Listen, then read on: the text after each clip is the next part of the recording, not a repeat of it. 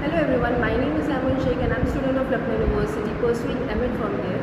And आज इस video में हम बात करेंगे एक बहुत ही इम्पॉर्टेंट मॉडल की, जिसने हमारे अंदर या हम एज ए स्टूडेंट या as a teacher active learning जैसे कॉन्सेप्ट को जो ये मॉडल प्रमोट करता है। और डूबी का जो कॉन्सेप्ट है लर्निंग बाय डूइंग, उस पर ही बेस्ड है। कहीं ना कहीं जो एक्टिव लर्निंग है, लर्निंग बाय डूइंग है, साइंटिफिक इंक्वायरी है, क्रिटिकल थिंकिंग है, इन सब एबिलिटी को जब हम देखते हैं कि किस तरह से बच्चों में इनकलकेट की जाए, तो हम बहुत सारे मॉडल्स ऑफ टीचिंग की जब जिक्र कर रहे होते हैं कि कॉन्सेप्ट अटेनमेंट मॉडल है, बच्चे किस तरह से किसी कॉन्सेप्ट को अटेन करेंगे, या एडवांस ऑर्गेनाइजर मॉडल है, किस तरह से कंटेंट को ऑर्गेनाइज किया जाएगा। तो ये सारी चीज़ों को जब हम देखते हैं तो उन्हीं में से एक मॉडल निकल के आता है जिसका कि नाम है इंक्वायरी ट्रेनिंग मॉडल। बेसिकली हम इसे टीचिंग मॉडल ना कह करके ट्रेनिंग मॉडल कहते हैं। ट्रेनिंग इज़ लाइक कि आपके अंदर जो क्षमताएं हैं, जो स्किल्स हैं, उनको ही और बेहतर करना। तो इस मॉडल का भी यही पर्पस है कि जो बच्चों के अंदर एक इननेट एबिलिटी होती है क्यूरियस हो जाना, किसी भी जब भी हम किसी ऐसी सिचुएशन में होते हैं जिसका हमें सॉल्यूशन नहीं पता होता या एक्सप्लेनेशन नहीं पता होता है कि ऐसा क्यों हो रहा है या ऐसा क्यों है, तो हम क्यूरियस हो जाते हैं, हम जानना चाहते हैं। क्यूरियोसिटी हमारे अंदर का बेसिक इंस्टिंक्ट है। तो इसी क्यूरियोसिटी को बेस बना करके ये मॉडल आया है इंक्वायरी ट्रेनिंग मॉडल, जो कि बेसिकली फोकस करता है कि अगर बच्चों के अंदर एक्टिव लर्निंग को प्रमोट करना है तो हमें उन्हें ऐसे सिचुएशंस देनी पड़ेंगी या उनको इस तरह से ट्रेन करना पड़ेगा कि कोई भी प्रॉब्लम है तो उसका जो सॉल्यूशन है वो खुद फाइंड आउट करें। एक्टिव लर्निंग को ही बेस बना करके रिचर्ड सचमैन ने जो एक मॉडल दिया जिसका कि नाम है इंक्वायरी ट्रेनिंग मॉडल। इस मॉडल के कुछ असम्पशंस हैं। Number 1, all knowledge is tentative, मतलब जो भी हमारे पास ज्ञान है वो अनसर्टेन है, इट कीप्स ऑन चेंजिंग। ऐसा नहीं है कि जो ज्ञान हमारे पास अभी है वो स्थिर रहेगा, वो चेंज नहीं होगा। हमारे ज्ञान में चेंज होता रहता है, कुछ भी सर्टेन नहीं रहता है।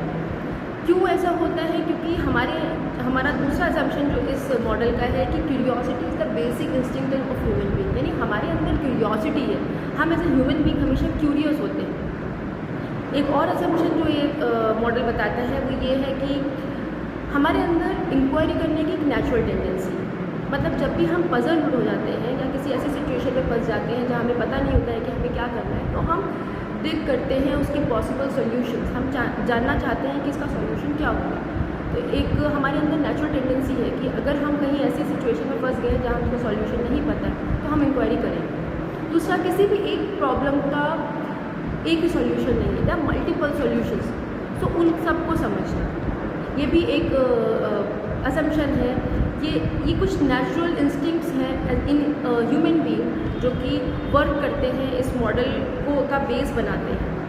ये मॉडल में रिचर्ड सचमैन यही कहते हैं कि बच्चों के अंदर जो ये एबिलिटी है, इंक्वायरी स्किल है, उसको इनकलकेट किया जाए। उनको ये बताया जाए कि everything can be solved bye scientific processes, और कोई भी नॉलेज जो है वो टेंटेटिव है, मतलब जनरल थ्योरीज और प्रिंसिपल्स बनाए जाते हैं, कुछ बन के नहीं आता है, सब कुछ बनाया जाता है क्योंकि कुछ फैक्ट्स होते हैं। उन फैक्ट्स के बेसिस पे हम कैसे कंक्लूजन्स को ड्रॉ करते हैं, ये इसका कुछ फोकस एरिया था इस मॉडल का। So this model work in 5 phases. Number 1, confrontation with the problem, यानी जो भी प्रॉब्लम है टीचर उस प्रॉब्लम को बच्चे को इंट्रोड्यूस करेगी, उस पजलिंग सिचुएशन से इंट्रोड्यूस करेगी। उस पजलिंग सिचुएशन को रिचर्ड सचमैन ने एक टर्म दिया है विच इज़ कॉल्ड डिस्क्रिपेंट इवेंट। बच्चे उस इवेंट को समझेंगे और वो टीचर जो है वो प्रोसीजर बताएगी कि किस तरीके से आपको ये प्रॉब्लम को सॉल्व करना है। मतलब वो प्रॉब्लम को सॉल्यूशन नहीं बताएगी, वो प्रोसीजर बताएगी कि how you are going to solve this problem, क्या आप एक डायरेक्शन को फॉलो करोगे which is scientific in nature. Then बच्चा सेकेंड फेज में आएगा which is called data gathering या वेरिफिकेशन। जो भी रिलेटेड ऑब्जेक्ट्स हैं या जो रिसोर्सेज हैं उनको वेरीफाई करेगा, जो भी पॉसिबल सॉल्यूशन है या जो इन्फॉर्मेशन है रिलेटेड टू दैट प्रॉब्लम, उनको वो इकट्ठा करेगा, गैदर करेगा और वेरीफाई करेगा। इस बीच वो टीचर से सवाल कर सकता है, बट टीचर जो है वो एक सिंगल आंसर देगी, वो येस, नो या मे बी उसके डाउट्स को थोड़ा क्लियर कर सकती है, लेकिन पूरा सॉल्यूशन प्रेजेंट नहीं कर सकती। तो येस, नो और मे बी वो उसके डाउट्स को क्लियर करेगी और गाइड करती रहेगी time to time, so that वो एक डायरेक्टेड वे में चल सके। Next is data experimentation. अब डेटा एक्सपेरिमेंटेशन में बच्चा जो है जितने भी उसने जो भी इररिलेवेंट वेरिएबल्स होंगे उनको आइसोलेट करेगा, जो भी वेरिएबल हमारे इस सॉल्यूशन में हेल्पफुल नहीं है और जो किसी काम के नहीं उनको अलग करके जो हमारा मेन वेरिएबल है उस पर फोकस करेंगे और एक कॉजल रिलेशनशिप फॉर्म करेंगे, क्योंकि एक्सपेरिमेंट है, साइंटिफिक नेचर है, तो एक कॉजल रिलेशनशिप के फॉर्म होगा जिसमें कि क्या कॉज एंड इफेक्ट है, किसी प्रॉब्लम, ये प्रॉब्लम किस रीज़न से हो रही है, वो एक रिलेशनशिप इस्टेब्लिश होगा वहाँ पर। उसके बाद एक्सपेरिमेंटेशन हो जाने के बाद फेज़ 4 आएगा, जिसमें कि डेटा को जो जो जो हाइपोथेसिस है उसका फॉर्मुलेशन होगा, जो भी डेटा गैदर किया है उसको ऑर्गेनाइज करना, उसको फॉर्मुलेट करना और एक हाइपोथेसिस को फॉर्म करना, ये होगा फेज़ 4 में। और last phase is analysing this whole inquiry process, ये इस पूरे प्रोसेस को एनालाइज करना कि ड्यूरिंग ऑल दिस प्रोसेस क्या क्या इन्फॉर्मेशन रेलेवेंट रही, क्या इनरेलेवेंट रही, क्या हमारे काम आई और किस किस इन्फॉर्मेशन ने हमें मिसलीड किया, इसको और बेहतर तरीके से समझना ताकि और एक अच्छे हम सॉल्यूशन तक पहुंच पाए, इफ़ेक्टिव हो सके हमारी ये पूरी इंक्वायरी।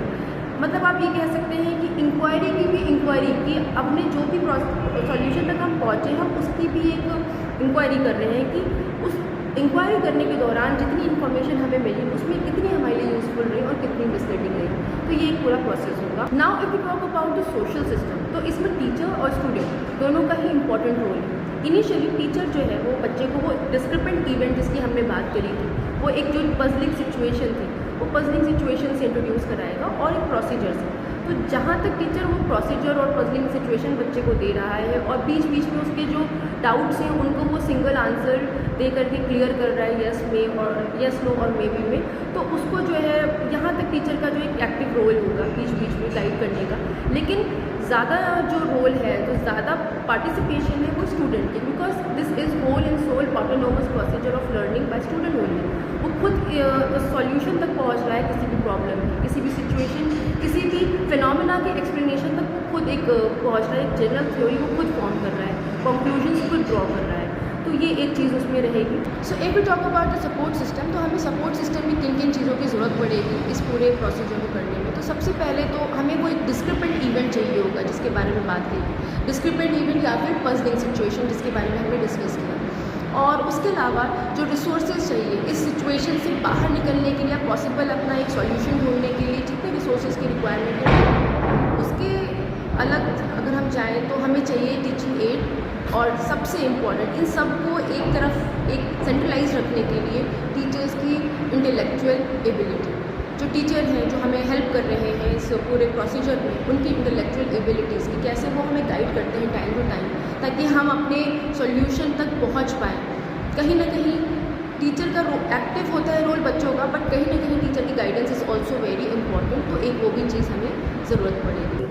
एट लास्ट अगर हम बात करें ऑब्जेक्टिव्स की कि ऑब्जेक्टिव्स क्या है इंक्वायरी ट्रेनिंग मॉडल के, तो सबसे पहला ऑब्जेक्टिव जो है बहुत इंपॉर्टेंट वो ये है कि बच्चों को ऑटोनोमस लर्निंग बनाना, वो ऑटोनोमस लर्निंग करें, वो खुद उनके अंदर एक ऑटोनोमी आए कि वो खुद किसी भी प्रॉब्लम का सॉल्यूशन ढूंढ रहे हैं, उन्हें किसी पर डिपेंडेंट नहीं होना है या सिर्फ टीचर की गाइडेंस के थ्रू वो अपने सारे जो भी उनकी प्रॉब्लम्स है, जो भी उनकी क्यूरियोसिटी है उसको वो रिजॉल्व कर सकते हैं, उस सॉल्यूशन तक पहुंच सकते हैं और वो साथ में एनालाइज कर सकते हैं कि उस सॉल्यूशन तक पहुंचने के लिए जितनी इन्फॉर्मेशन उन्होंने गैदर की वो कितनी उनके लिए यूज़फुल रही और कितनी वो उनको मिसलीडिंग रही। साथ में बच्चों के अंदर एबिलिटीज़ जैसे कि इंक्वायरी स्किल एबिलिटी, क्यूरियोसिटी और लॉजिकल रीजनिंग, साइंटिफिक इंक्वायरी, ऐसी ये हाई ऑर्डर स्किल्स को जनरेट करना भी इस मॉडल का जो है एक ऑब्जेक्टिव है।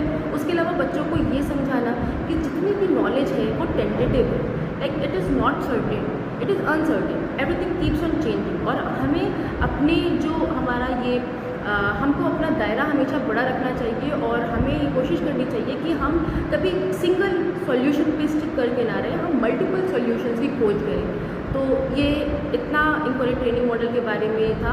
I hope you like the video. Thank you so much.